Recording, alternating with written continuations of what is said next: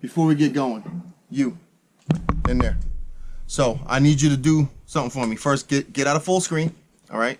You see down there the subscribe. I want you to click that. All right. Good. And then right next to it, there's a bell. You see the options? You press the bell. Press the bell. Okay. Pick all. You got it? Good. All right. Let's go full screen again. Alrighty. Welcome back to another episode of Ranting with Wrenches. I'm Ricky. This is Joe. Let's go.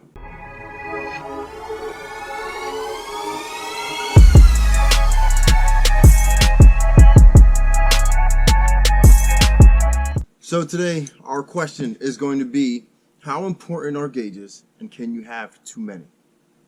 Up and down the A-pillar, across the dash, underneath the dash, maybe even on the passenger side. Can you have too many gauges?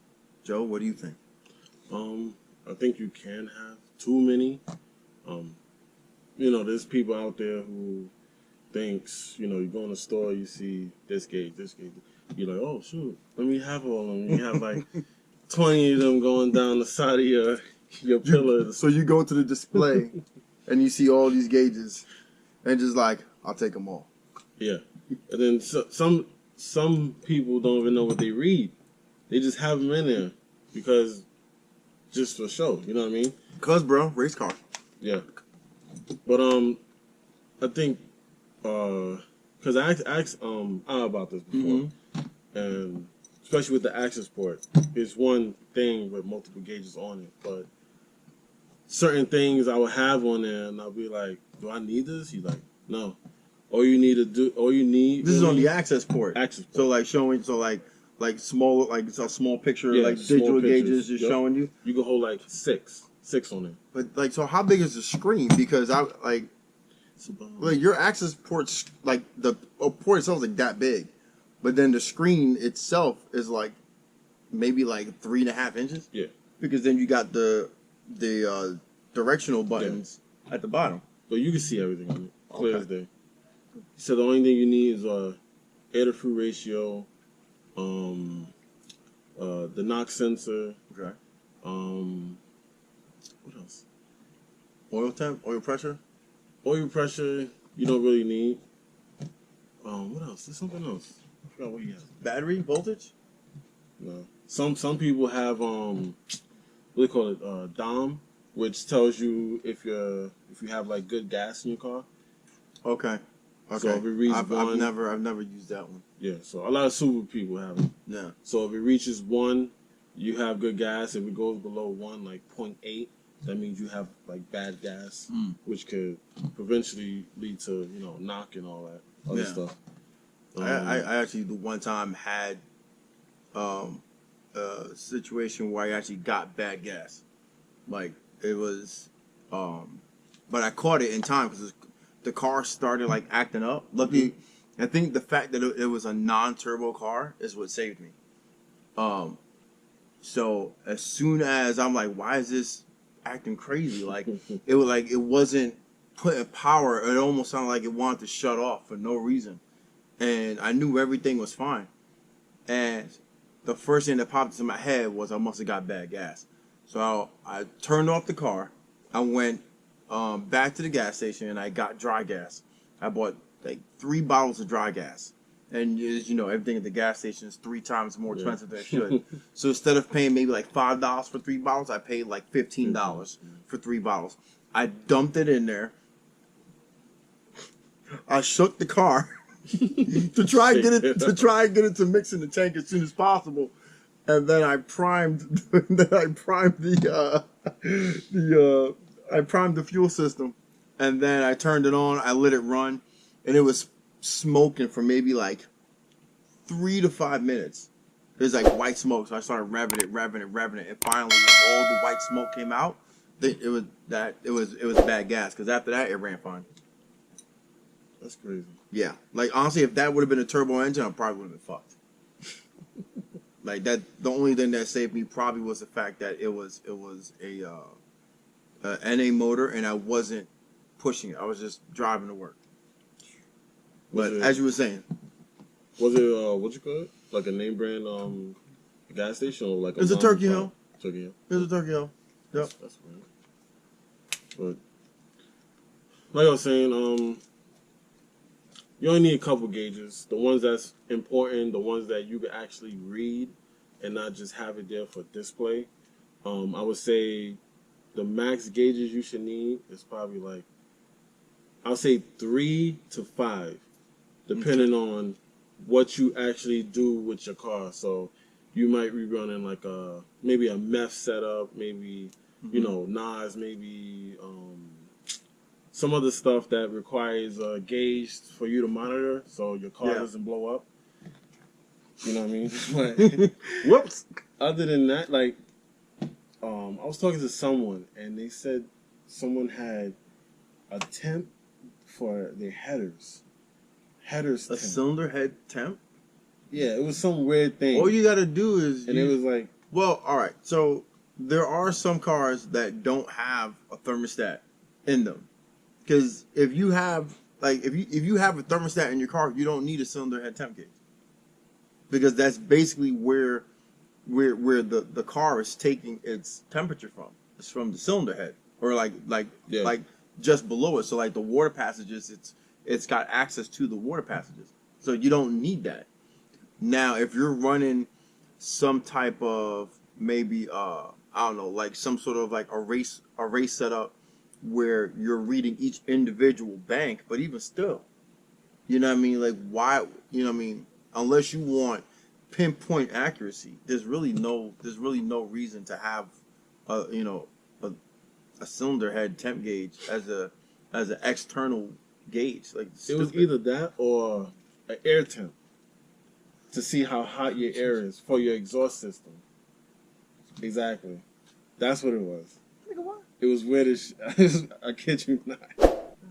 It was weird. So I was like, the only way I can see that being of any use is if you're trying to like dial in a tune. If you're like doing some data collection, because if it's maybe too hot, maybe you're running too lean because you're having more heat pass through the system than you would like. You don't have enough fuel going into the system cooling it down. Okay. Or or maybe if you're running, if it's not to a certain temp, you've got too much fuel passing through the system, and then you know that okay, I'm running rich. That's the only way that would make sense to me. But that would be like that's what your upstream O2 sensor is for. That's exactly what it's looking at. You know what I mean? And then whatever knocks come through after the cat, it's telling the computer to adjust. So again, I kind of get it, but at the same time, like you could just maybe it was like a wideband sensor where they were trying to see exactly what was coming through. No, all right. You know how people are. You go on eBay, you see all those gauges. You're let me get them. I'm not gonna lie, I got a little excited at one point. I was like, I'm gonna get like all 9 of these gauges, but I don't need them. I was like, and then you're thinking of, how am I going to set it up? Where am I going to put it? You got to tap certain areas. You got, you know what I mean? Yeah. Like different bungs and shit like that. Wire it in place. Never mind. It's a headache. It is. Yeah. I mean, I mean, probably the easiest thing you can wire up is a boost gauge. Especially with extendable circuits. Like, so instead of wiring it into the harness of the car. So what I did on the boost gauge install, like one of our first 3 videos. Like last year. Yeah, last year. One of your first videos. Wasn't it last year? Yeah. Yeah. So I mentioned on there the extendable circuits. Yeah, you wired it to the thing. So then instead of wiring it directly into the harness, you route it and you plug it into your fuse panel. So then it's still removable. Then all you need is a good ground location with like a little you like solder in or like crimp in like a ring portion. You just find a screw and just freaking connect it to like a good bare metal area in the car, and then you have a removable component that you're not tapping into the wires or anything.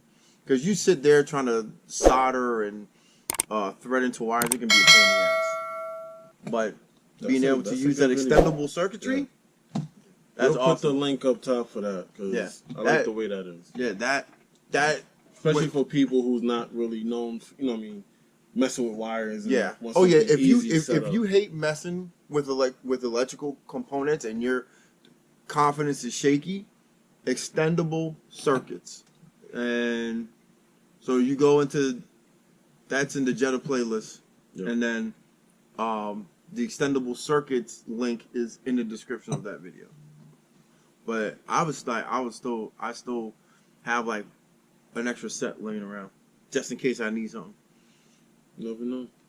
What would you think is too much? So I'm thinking probably like 5 is good. I think like 5 is good. So right off the bat, like I just mentioned, boost, right? Air fuel ratio, depending on what you're running. You could do a fuel pressure, depending on what your setup is. I know a lot of times you can get a fuel pressure if you upgrade your fuel rail. You can get one with a pressure regulator on the fuel rail, so that would be under hood. You can even run it into the car, the electrical types, so you don't have to worry about fluids breaking open in a line. Oil pressure. So like if you're running something high horsepower that you need higher levels of oil pressure to feed through, that's a good one to have.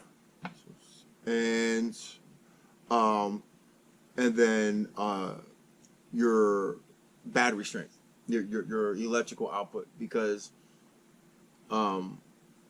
especially in your case where you've got you got a partially decked. It's partially decked motor. So, what you're putting out much more power. So, like the alternator and whatnot needs to be able to crank. The alternator needs more power to run, so it's got to generate more power. The battery has to be able to start it. You know what I mean? So, if you wind up, let's say you wind up upgrading your crank, right? And the crank needs more velocity to turn over, and you're putting out that much more power. You may need to upgrade your battery to help the system apply the amount of torque it needs to get the car started.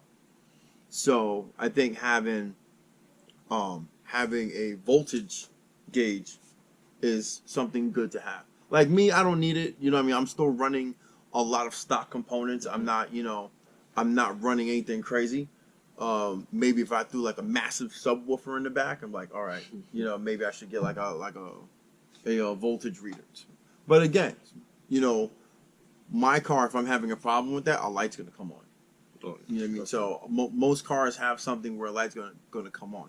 But if you're stripping your car down and you're, just straight power, I think those are probably your top 5 gauges that you want: boost, electrical, fuel, oil pressure, and what was the other one I said? You said air fuel ratio, right? Yeah. Whatever it was, you heard it. So I would probably go with 5. You know what I mean? That's reasonable. You can have 3 on the dash, or however your vehicle is set up. Top of the dash, maybe inside like a pocket above the radio. Then you can have like another 2 up on your pillar. Some companies have even gotten creative with how they mount stuff. So you have like vent mount pods. You know what I mean? Like outside just the A pillar. You know what I mean?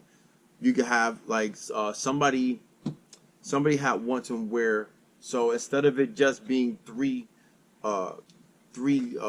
pods right here, you can actually drop a cover down over top of it. So you lift the cover up and slide it in, so it exposes it. And then so if you don't want no one to see that you've got like mods done, you can pull it out and drop it. That's and it just looks like a regular cup holder face or something like that. That's actually pretty cool. I wouldn't do it, but because I probably wound up forgetting that I actually have gauges there. I'll go to drop my coffee, then I'm like, shit. But I think 5 is good. It's a good number. Yeah, I mean, anything more than that, you're just trying to drive a jet plane. Exactly. You just come in, click, click, click, click, click, click, click, click, click, dook, dook, dook, dook, dook, just turning lights on everywhere. That's funny. There was some video that I saw. Somebody did that. It was I think it was a Subaru. Oh wait, oh no. I think it was a Beamer. I think it was a Beamer. This motherfucker gets in, he's like tick, tick, tick, tick, tick, tick, tick, click, click, click, click, click, click, dunk, dunk, dunk. I'm like, enough. All right, so that's it for this one. Let us know what you think. How many gauges do you need? Is it more than 5? Is it less than 5? Maybe you want 10. Maybe you want the fighter plane style. Yep. Drop something in the comments for us. Let us know. And as always, Wrench Daily.